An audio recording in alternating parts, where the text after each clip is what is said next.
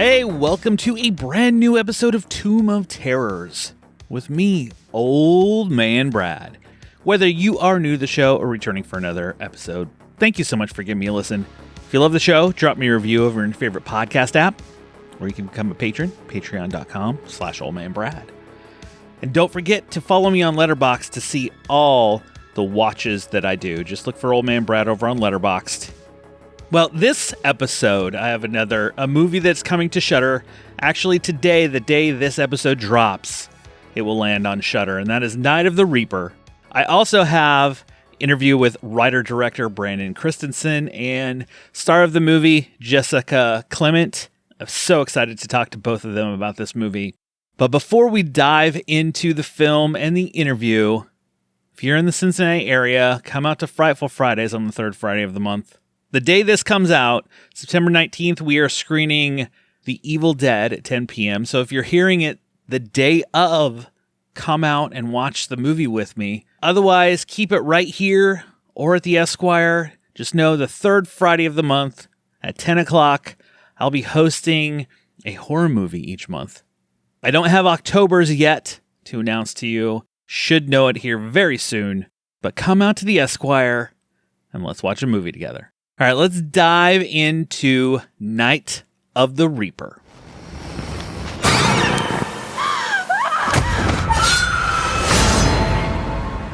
This showed up on my porch this morning addressed to you. Night of the Reaper. It's so great to see you back in town. I really appreciate you helping out tonight. Hey, Max. Hello, Dina.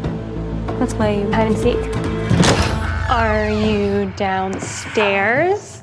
Are you in the dining room? Hey, Max. Are you outside? They're showing us this for a reason. There's a clue somewhere. What's this? That's the basement. We don't go down there anymore. Now it's freaking me out. Max? Yeah, that place can give me the creeps. Kiddo? Are you messing with me? None of this is a coincidence, Butch. Not today. College student Dina visits home and is roped into babysitting. The local sheriff is mailed a piece of evidence and is led on a scavenger hunt to reveal the killer of another babysitter. This is written and directed by Brandon Christensen. He wrote it with Ryan Christensen. It stars Jessica Clement, Ryan Robbins, Summer H. Howell, Manny Finaccio, and many others. I'm going to tell you before we dive in the interview and everything else that I dug the shit out of this movie. I've watched it twice. I really liked it. The vibe hit just right. Everything hit me just right. I'll dive into it more after the interview. So let's move into that. Let's move into my interview with Brandon Christensen and Jessica Clement, and I'll talk to you on the other side. My guests today are no strangers to horror, being a part of such projects as A Christmas Horror Story, Superhost, The Puppet Man, and even Letters to Satan Claus.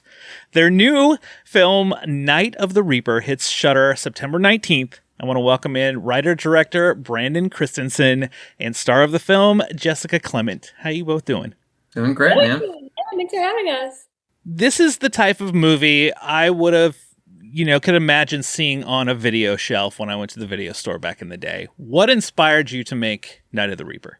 I mean, partially what you just said. There was a video store by my old house, or my house growing up, called Saz Video, and I would go there with friends all the time and walk the horror aisles. And we were far too young to rent anything, but we would just look at the box arts, and Dr. Giggles and Sleepaway Camp 2, and all these movies are just they remind me of this time and this place where the box art was everything. And so, not that inspired the movie as much as just other things, but having a poster like we do that I'm so excited and proud of to have out there is just a really cool feeling. But the movie itself, I'd always wanted to do a babysitter horror movie just because of, I watched When a Stranger Calls when I was a kid, and it just sort of sticks in the back of your head. And when, I got lucky enough to start making horror movies, you're trying to tackle different things, and you're what's next, and you kind of have this bug in the back of your head, like, oh, When a Stranger Calls, like that's a great movie, like it'd be cool to revisit a babysitter movie. And so my brother and I, we just started talking about it, and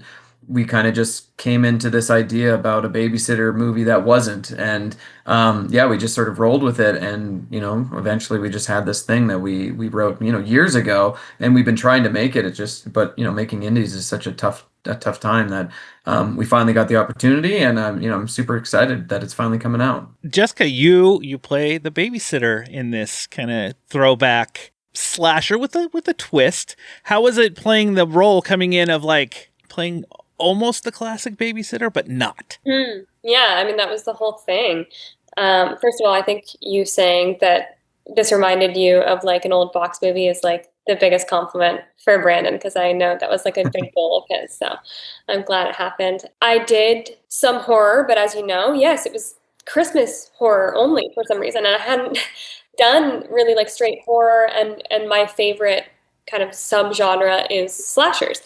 I was excited to try to do a slasher, but, we can't just do a normal one. That's boring. So when I read the script, when I read the twist, I immediately was like, oh, this is something that I have to do, because I get to play both sides of this world in terms of like doing the normal kind of babysitter thing, and then also like messing around a little bit and playing something a little bit different for me. It was just the script that drew me in. You mentioned the old, babysitter slasher and kind of that retro feel. There are many tropes as we kind of, those typical tropes that you see as you're kind of watching the movie. It changes direction, which we won't give away. We don't want to spoil anything for anybody. But how did you balance doing, this is for both of you, like kind of the tropes of those old movies, but still trying to give it a fresh new twist? For me, it was like, you're honoring these old classic movies that I grew up on. It's such a big thing to be able to sort of like, they're just sort of stuck in my memory. Like I can play back these movies by memory. I've seen them so many times. So being able to just sort of pluck different things and put them out there for horror fans, because horror fans, they are a very passionate group. It's a huge group. It's very supportive, very welcoming. They love horror, and it's like a great audience to be able to feed. But I think that they appreciate things like that when they see those shots in the film that are directly ripped off of other movies, because I just want to be able to put that in there, and it's like part of me, and I'm sharing that with people that will also care. Gosh, how did that question start? I went off on a tangent about kind of balancing those classics with a kind of a new twist. Without, obviously, you can't give anything away. Right. But I think a big part of it also is like, it's not just aesthetic. It's there's a purpose to it all. It's like, if we make the audience think that this is something they've seen before, they're not going to be as prepared later when it's not. And so I think if you're able to draw on all these things that are very popular and have been seen by so many people, once you take that away from them and you do something new, they're caught off guard, because I think audiences are smart now. They can see things coming. They're guessing constantly because they expect something. So if you give them something that they're familiar with, they're not going to be doing that as much. They're just going to take it on its face value. And that's what we want. We want them to be like looking, okay, follow this path, ignore everything that's going on in the fringes of the frame, because it's important, but right now I just want you to stick with this. And so that was the whole thing for me. Everything was just make it cozy until it's not. I like that. Make it cozy until it's not. Mm-hmm. You kind of are, like you're directing the audience, like you're telling them what is important right now. Mm-hmm. And you just hope that the way that you set it up and the way that I set it up as an actor, like you hope that they lean into what you're asking them to lean into, mm-hmm. so that it works. What were some of your big challenges while you're kind of going through this and kind of weaving that? I mean, my biggest challenge was that balance. I knew as soon as I read the script that it was going to be a really fun challenge as an actor to try to play into the trope that we all know and love, but at the same time add little hints that if somebody watched it again, they'd be able to pick up on and be like, oh, how did I not see that before? But when you watch it the first time, it needs to be subtle enough that nobody would really bat an eye.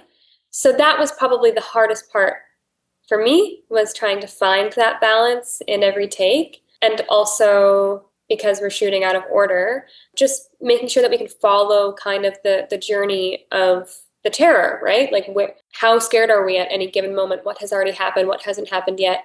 Why is she going toward the door again? Or is this the first time going toward the door? Yeah, so it was all just about trying to map it all out so that we lead the audience on this journey just to fuck with them.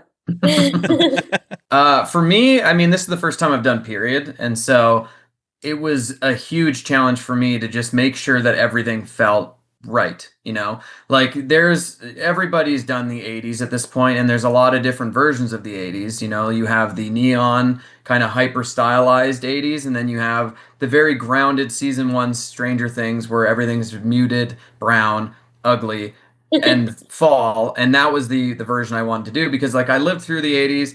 I remember the 80s a specific way, and it's not really that one that we kind of sometimes think about. It's the 80s that were.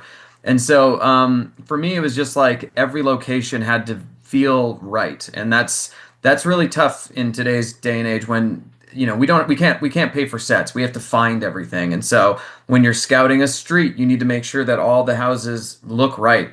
Like we got this great cul-de-sac that we shot the opening sequence on. Every house there is as it was probably when they were built in the 60s, and it just feels right.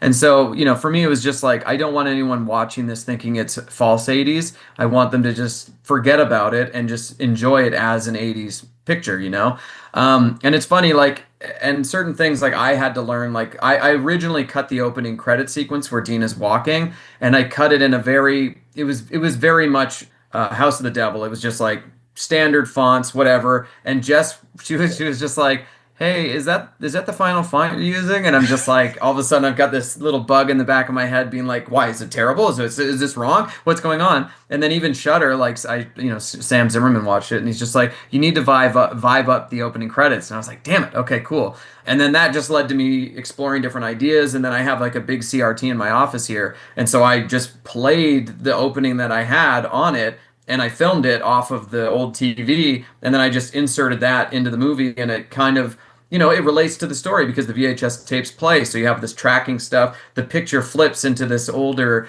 lower quality thing, and it vibed up the whole thing. And then when we got the score from Michelle Davis and Terry, it was just like, oh my God, this is like this huge, epic, swelling Halloween intro song, and it just felt so right that everything kind of just fell together, and it creates like this vibe right off the top of the movie after this cold open that just feels right to me. I did want to ask you about the music because it really helped set that kind of retro feel to it. For sure. Who did you work with on the music for it? It was this trio. It was Michelle Osis, Terry Benn, and David Arcus. They're out of Ontario, and I'd never worked with them before, but I have friends that have, and they spoke really highly of them. One of the producers on this, he had worked with them on another film, and so I had a call with them, and it was just like they just got it, and they're big on synth, and they love to do that stuff, and so it was a very painless process to score the film. They just sort of got it, which was really cool. And I'm someone that's very picky, and I know what I like, and they just sent me,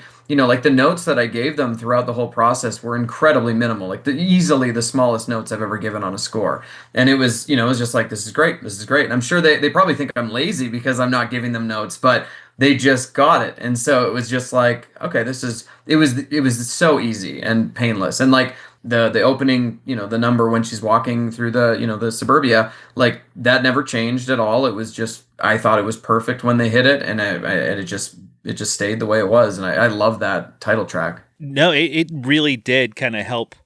I mean, I've watched it twice because the vibe just hit just right. Like I said at the beginning, I meant it. Like it feels like something I would have found on the shelf, and totally just picked up and watched it on the weekend. I love it. Did you, like, when you're filming, both of you, did you kind of like bounce back and forth of like, hey, we kind of want to kind of go a little like this, go watch Halloween, go watch, When a Stranger Calls, kind of back and forth. Oh, what about this one? Or kind of referencing different things. Yeah, I sent her a list of a few movies that I wanted her to watch because, I mean, for me, for Dina's character anyways, House of the Devil is the movie that I wanted to evoke the most. Like, I think Ty West did an incredible job, but I also don't think that if I made House of the Devil again, no one would want, like, they'd be like, it's a slow burn. No one, blah, they wouldn't like it because they've seen it before and it's been done that well. So this had to have its own identity. But for that 30-minute period when Dee is babysitting, I want it to feel like that movie because that's such an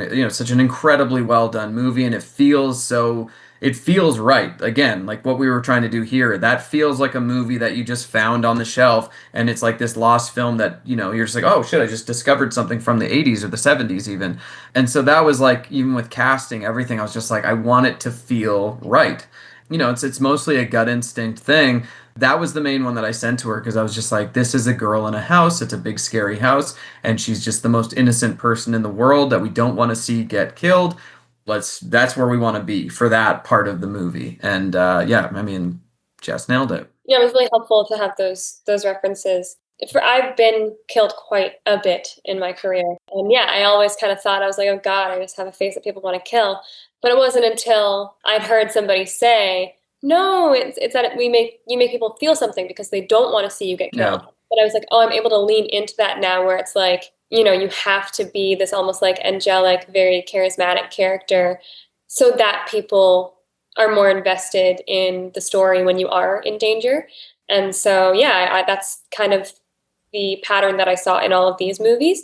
And so I wanted to make sure that I leaned into that. It's coming out September 19th on Shudder. Finally releases, everybody gets to start watching it. What do you hope that audiences kind of take away from the movie? I just hope that they don't just blurt out everything, I think there's been some movies that have come out that people just sort of don't say anything about, and I want to be one of those. Like, we're not releasing wide in theaters. Like, the audience is going to be much smaller than what, something like Weapons would get, but there's a lot of people out there, especially in the horror community, that they're good at being in on the secret, and like they're careful, and they do the spoiler alerts and stuff like that. And I'm just hopeful that happens, and it doesn't become, people don't talk about the movie about what it is, but what it's pretending to be.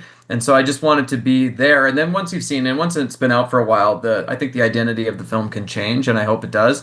But for this initial, first Halloween season, I just want people to take it at face value and, enjoy it for what it is, but to be in on the secret. Like, I saw a play, it was Agatha Christie's, I think, The Mousetrap. They stand in front of the crowd and they do a whole spiel. Don't tell the audience, don't tell people, just like keep the secret alive. Let the story be contained with just us tonight. And that's what I'm kind of hoping for, is just everybody to just enjoy the experience, talk about it, but keep it sacred, allow it to be, because you never know. It's the narrative of a film can change really quickly if that gets out. I think after watching it in the theater with everybody at the festival, I just hope that that's the reaction that the movie gets every time. When the twist happened, just like the gasp from everybody, and then and like cheers at certain points when they are on Dina's side, it felt fun.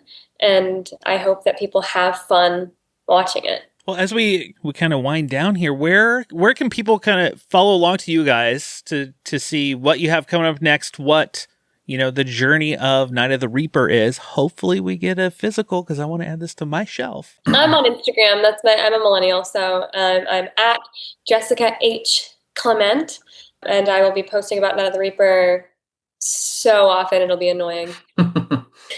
Yeah, I'm an older millennial, but I'm just on Instagram at the Brandon Christensen, and no, I'm excited. Like, this movie's coming out. I've got another one coming out next year, and it's fun. I delivered both movies to Shudder within 2 weeks of each other, which was a nightmare in its own right. But being like, Shudder was very adamant on releasing them separately, and I was like, why? It's such a cool opportunity to have two movies by the same director come out at the same time. But they're like, no. We got to split it up. And I'm thankful that they did, because, it's already overwhelming with one. Having a second one that you're kind of bouncing back and forth would be really tough. And so I'm glad that this one gets to shine on its own for a little while in the Halloween season, where it should be.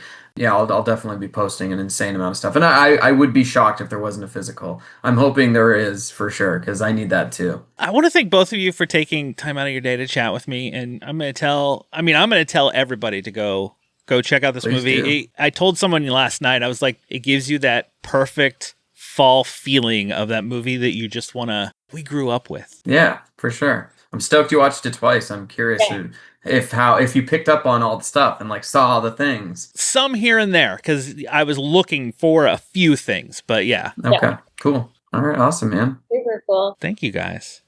I want to thank the both of them again for chatting with me. We chatted a little bit after about since I've watched it twice, what I thought of some of the twists and the way things went. Go watch this movie on Shudder immediately.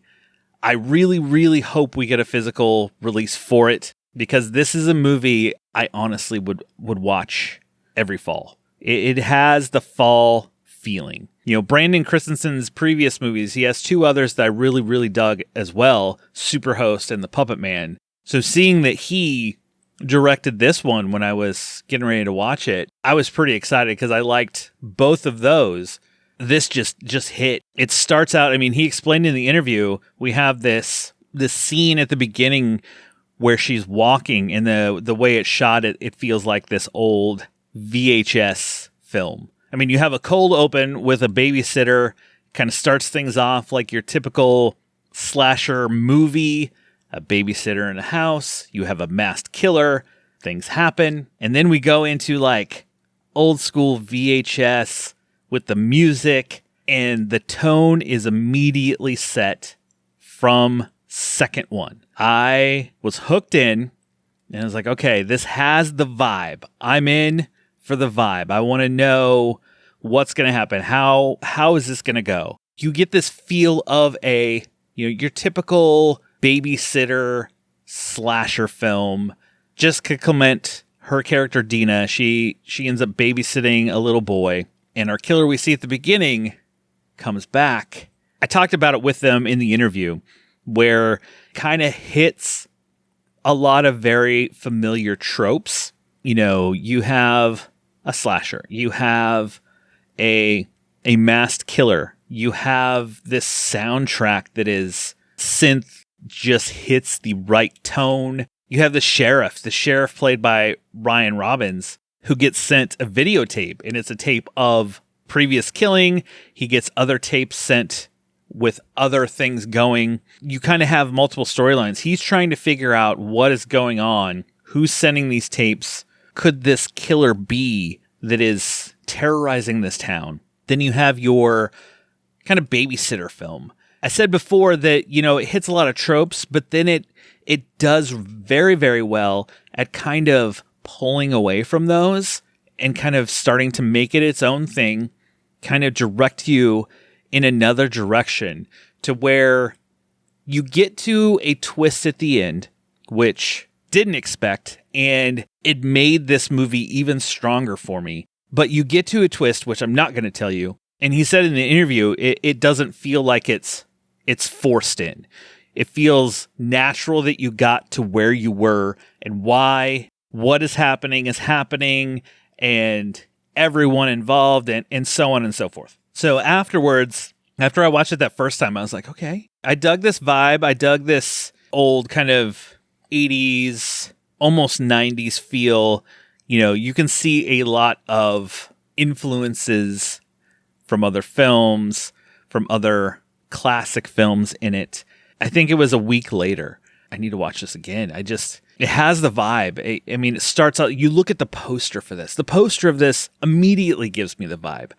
I said in the interview that this just feels like that movie I would pick up on the video shelf, you know, see the poster. That would be the box art and go, oh, I'm watching it this weekend. Totally get into the fall feel, slasher. I'm in. This movie, I will tell you right now, will probably end up on a list at the end of the year.